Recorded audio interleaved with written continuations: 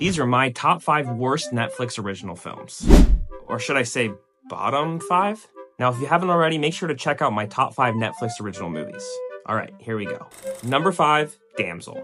Damsel came out in early 2024, and although there are definitely worse Netflix original movies, I personally just really didn't like this movie.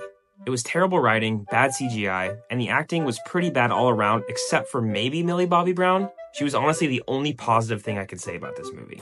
Number 4, Hubie Halloween. Now, it may not surprise you to have an Adam Sandler movie on this list. Netflix seems to give him whatever he wants and just let him run amok.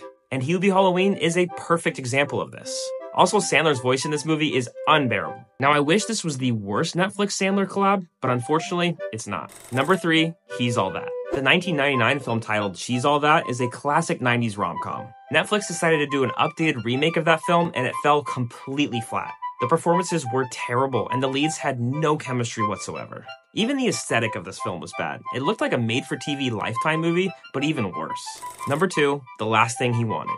On the surface, this movie looked like it had potential. I mean, Anne Hathaway, Ben Affleck, Willem Dafoe, this movie looked awesome. But fairly quickly into this movie, you realize it's not what you expected. The characters have almost no development, and even the acting is lackluster. The pacing and storytelling is a complete mess and almost impossible to follow. It was a colossal disappointment, which was a bummer. Number 1, The Ridiculous Six. I told you I wasn't done with Adam Sandler. This movie feels like if you asked a bunch of suburban middle school kids to make a satirical Western film, this is what you'd get. The film is wildly unfunny and borders on offensive at times. Now, on paper, this has a good cast, but the underutilization of some of the actors was just criminal. It's one of the laziest films I've seen in a long time.